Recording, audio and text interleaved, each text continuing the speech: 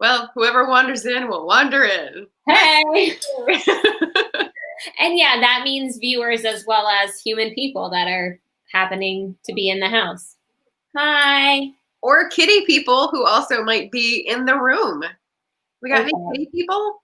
I had a kitty person, but my little came in, plopped down right beside the computer, tried to push the computer off while I was talking, with his face and then his paw, and then I had to shoo him out, which is just a devastating thing because whoever wants to shoo the little off? Yeah. I was like, I just want to nuzzle your face, but I cannot. Yeah. Sometimes Bean will, he gets up to the computer and like the corner of it when I'm working on it, he'll move the side of his cheek, like where the scent glands are, right? I don't think he's trying to like bash it in with his head. I think he's trying to like make it his because it's like mommy's toy. So. Oh yeah. So when I say bash, it's more like, this feels good. I love you. Okay. So Liv is like a very aggressive, affectionate cat. Like he will come up and bash you in the forehead, and then he'll just like lick your forehead right after. He'll be like, thank you. I love you. And I'm like, okay, I have a headache, but I'm so glad you love me. It's nice to have some kitty love. Right. So this is just our informal chat. Our, what's it called? Not afterward. What's it called? After a play. I just blanked on this. I used to go to these all the time. After party? Yeah. Talk back. Oh, we're talking back to people. Oh, yeah. You know I'm all about that. I'm ready to get snarky. So this is our informal talk back. We just wanted to highlight for you some of the awesome things that went on today at the day one of Jolabokaflod. Right there. There we go. And, you know, because it's informal, we're just going to slap people's names up here and go, ooh, called you out, shouted you out. Right? Yeah. Hello, Michelle. So just saying hello to all the people. We started out with Evan and Evan Morgan Williams. His names are all Welsh, so I thought I'd give that a little flourish. And I loved the fact that his stories are set in the mountains and the oceans of the Pacific West. And he rebinds his books in Bureau of Land Management materials. That was so good. That was so awesome. So that was really fun. So you should watch his book on hand-bound books. Yes, because honestly, you're going to want to rebind books even if you love them. And because I want to do it. I want to go and get all the stuff. And suddenly I'm questioning if my cover is good enough or if I should, in fact, have fully like hand-bound personalized covers. And I have a lot of books. So this could be a whole project. But, you know, we're still in 2020. I'm pretty sure it stretches into 2021. So let's do this, I guess, right? I feel like for people who get like spray painted edges for special editions and like gold foil whatevers, I want to commission, this is when I have all the monies, I want to commission Evan to do like a very limited select run of my books that are hand bound in like something cool. I like it better that he does it. Yes, that sounds good. Really cool. He gets the business and I don't have to do the work. Cheers. Cheers. All right. And then we had Debbie Dodds, which was fictionalizing your memoir. And I thought it was really great when she said, fictionalizing my personal story gave me the option to give it a real story arc. So often we have just dead ends in our past where like, wow, what if I had done something differently? It's just like A to B and it sort of ends. But she said, well, if you want to make that into a story, just twist it around a little, right? So and hey, cool. If you ever have a regret, you can then turn it into not a regret, whatever that's called. Yeah. What is that? Is there a word for that? A satisfying ending. Yeah. Changing your history. Yeah. And make it into fiction. Love it.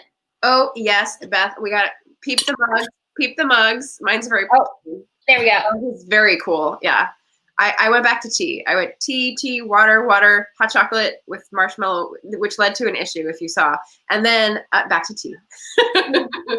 Hot cocoa's next. Yes. And then Anissa saying the binding of the books was too cool. Yes. We love Support Evan. That was a really cool one. And Beth saying binding her future books with pages from the OED. Yes. Yes. I love that idea. Would that be a Muppet book? With the OED, that would be an interesting combination. Very cool. We're going to have Beth in one of these coming years. You're going to have her because she was here last year. We're going to have her in the coming years, probably with a zillion books. She's going to be super prolific and wonderful because she's very talented. So what was our third up? Well, the other one that Debbie pointed out that I had not thought of was her small unit strategy. Did you cotton on to that? Yes. So when you're fictionalizing something that's real, something that you can do that will make people feel, oh, that's not about me, like an automatic turnoff, is giving the males the small equipment, because then they definitely are like, no, that's not me. Or I feel like for women, you could make them have like a really bad accent or bad breath or something, so that they would just definitely be like, that's obviously not me. I mean, yes, that's my hair and kind of my body build. And I'm pretty sure we had that conversation, but I do not have a misshapen butt, and my breath smells fantastic. All right. So Thank you, Michelle. Yeah, OED for the middle grade fantasy. Definitely. Oh yeah, I could totally see that. Hello, and welcome. We're just showing the highlight reel from today and like grabbing all the cool quotes from the panels we had today. In case you didn't get to sit through all of them like we did, you should definitely watch them at your leisure. Yeah. So Becky Garrison was up next, and just a note, she's offering her book, Roger Williams' Little Book of Virtues, for half off and free shipping, which is a great deal. And so if you go to her panel, we've got the code CONF2020 and the link for you to just buy that book, and it's a great deal. But I love the way she was highlighting, now I'm going to blank the name because I didn't write this part down. The guy who founded Gary Austin, the Groundlings, which is a improv troupe in LA, who's like super huge and famous. And he went on to found not an affinity group, a connected community. So she was talking about all these different communities we have based on different hobbies and interests and values. That is a great alternative to religion. And we've got loads of them in the Pacific Northwest. So that definitely made me interested. I could not keep up with all the ones she was mentioning with the chat. So I look forward to going back and like taking notes and then Googling them. Yeah. Well, I mean, tons of resources. Quite a few of these you could probably just keep on your watch later and go back and use for actual like resources as a reader and a writer. Oh. Yes. Okay. So Paulo's was next. We've got this quote: if you can't work but you have a thought, scribble it down. When you have time to get going, you'll have all these prompts to get you on your way.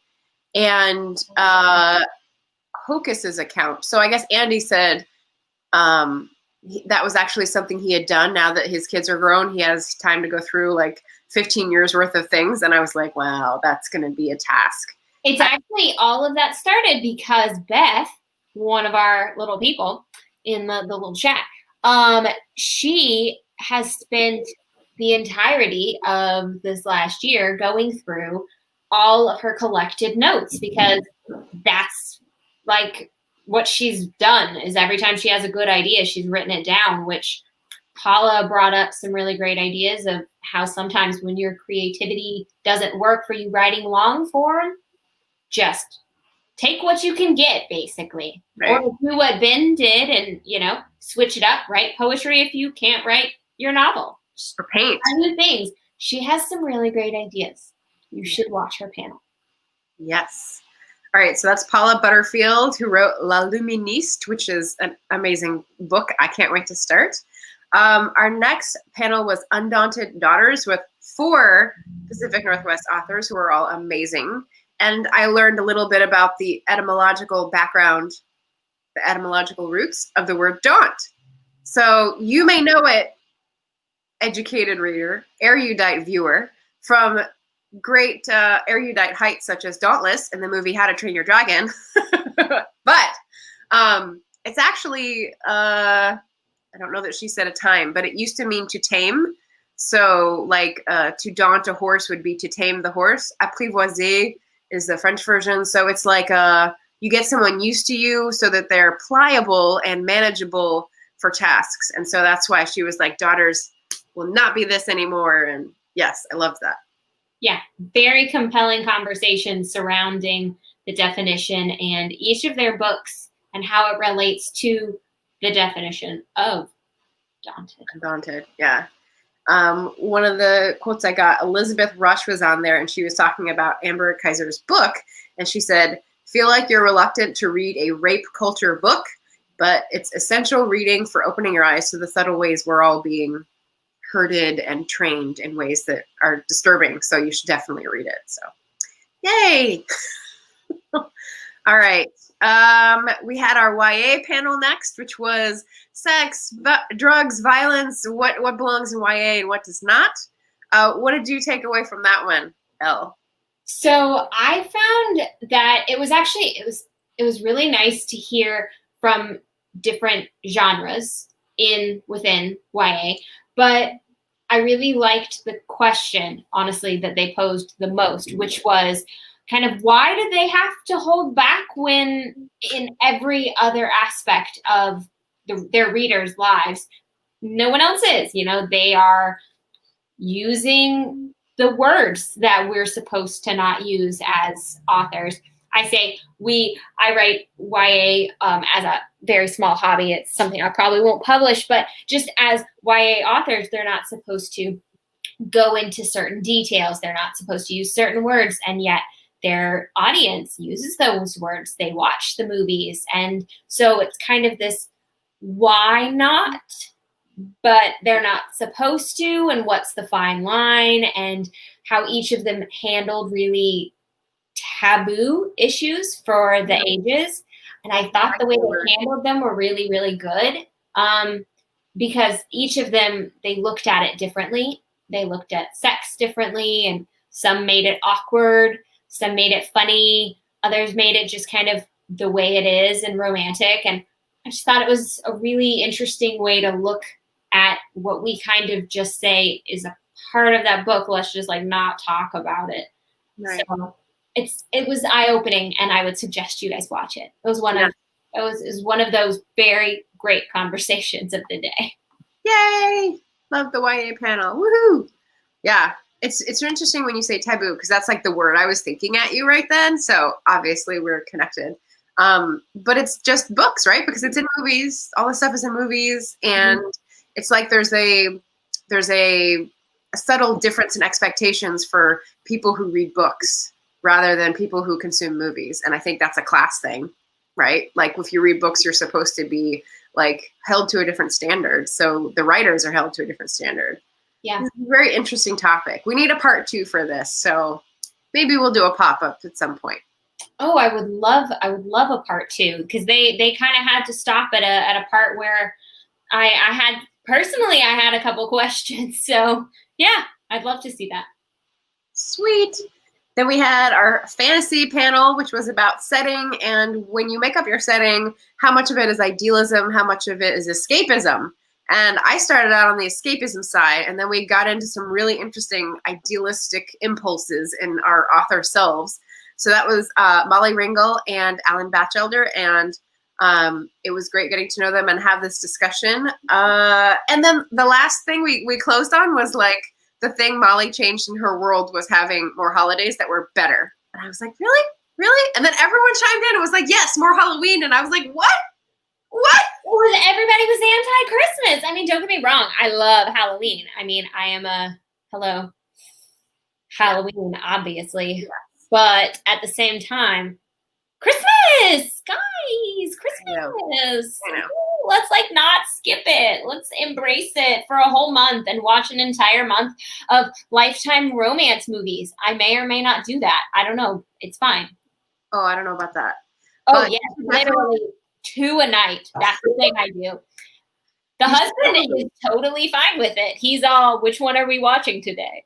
You should definitely watch that panel, especially for Alan's impression of Boris Karloff in The Grinch Who Stole Christmas. Oh my God, it was so on point. I literally almost unmuted myself just so that I could tell him how good he was. That's how good it was. Very and not super unprofessional, so I wouldn't do that if it wasn't good. So All right. And then the quote generator of the evening was, of course, the crime fiction one. That was your panel with Robert Dugoni and Kim Taylor Blakemore. I have, great. let's see, from Kim, I got, you need to read this master's thesis on women murderers in Oregon. Perfect.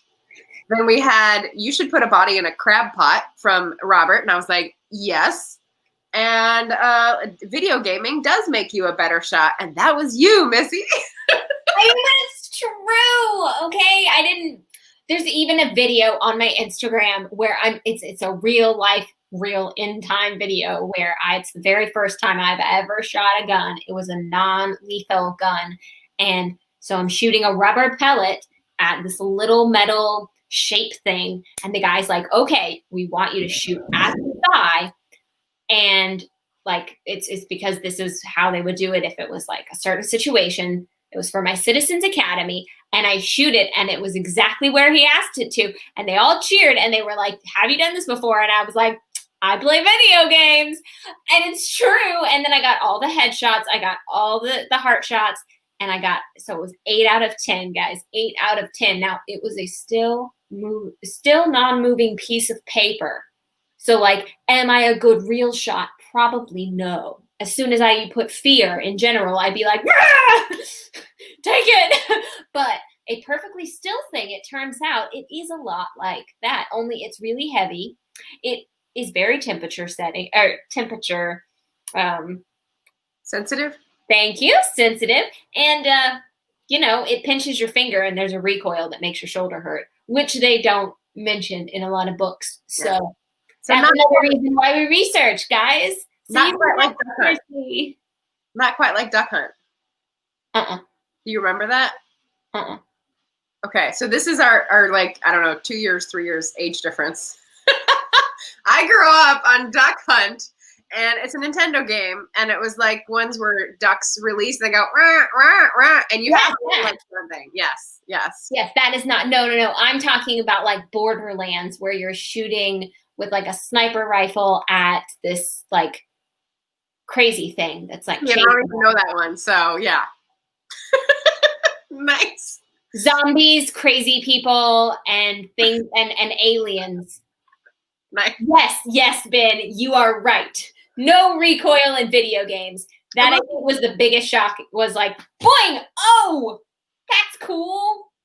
Does everyone think I still looked interesting and no one saw me wince? Excellent. That's what's important. But our panel didn't actually talk about that except for like a hot second. Our panel was awesome. And I was the least interesting person, which I always think is really great. Always, like, for real. They had so much insight, and you should go watch it. If not just for them, for me, because I'm cool too.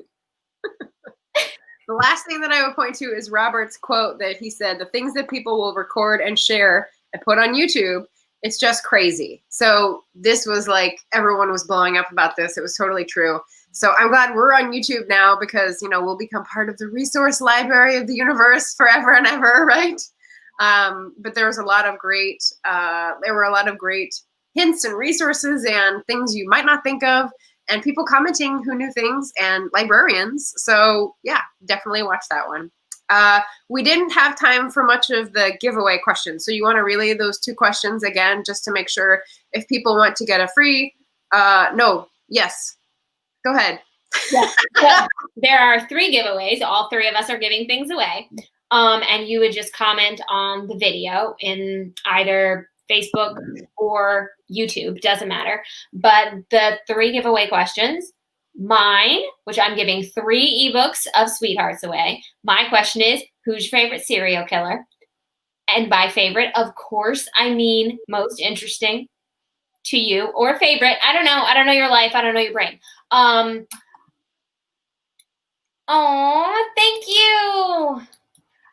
Kim Taylor Blakemore would like to know what's your favorite holiday dessert, because she's in search for good desserts. And Robert Dugoni wants to know if you know Sloane's dog's name. Charles Jenkins. Charles Jenkins' dog, right? Oh, see, I just read the other one, and I just read the Sloane series, and I'm just like obsessed with that series, and it's on my brain. Yes, Charles Jenkins. This is why we write things down, because at the end of a day, this brain Guys, I have had 5 meatballs and a handful of granola and 6 cups of tea. I'm unreliable at this point. Very, very unreliable. Yes. And so, and I think Robert is giving a copy of his book that is a Charles Jenkins book that's coming out next year. So that's like a early sneak peek, which is fabulous. Yes, and Kim Taylor Blakemore is giving away her upcoming book that comes out in March. So Alice Fell, historical mystery. So though mine's not new, but theirs are both paperbacks, both upcoming. Like, you obviously just want to go on, answer these 3 questions, get yourself some books, is what I'm saying. So that was very awesome. Yeah. We're very, very thankful for all of our authors who participated today. They all did a great job. They performed well under pressure, even with snafus thrown at them that were nobody's fault. We all did great. So thank you so much for participating, all you guys out there. And I also wanted to make a point, because I didn't get to this before somehow in all the talking that I've done on all the platforms that we've been on, that because this is an indie author fair and we're trying to promote and highlight indie authors, we're also supporting indie bookstores. All of the authors today and tomorrow have chosen their own outlets for their books. And so when we put a link to buy their books in the chat, that means that that is who they have a relationship with, or, you know, they're putting all their effort into publicizing. And so that's really where we want to direct people to support local businesses, to support small businesses. It might be their website. It might be a local brick and mortar. And that's just the kind of thing we want to see in this world. It's like biodiversity of the literary scene. Yes, please. Yes, exactly. So, yes. So please go and watch those videos from today, and we'll see you tomorrow. Any other final thoughts from today? Just thank you guys so much for coming. This was fantastic. I'm so very proud of everyone, including ourselves, for getting through this day just on tea and snacks at home. And yeah, I just appreciate you guys coming and supporting indie authors. We're fighting through this world some days, and we really appreciate all the support you guys give us. Seriously, it just means a lot to us. Yes.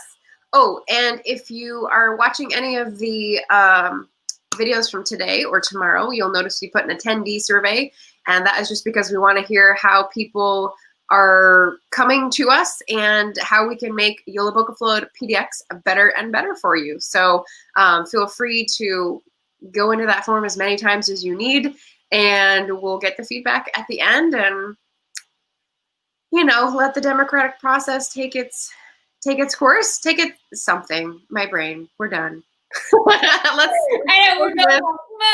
Yes, Ben. Well, I don't know if you have a serial killer that's named as a holiday dessert. I mean, I don't know of one, so I feel like I should.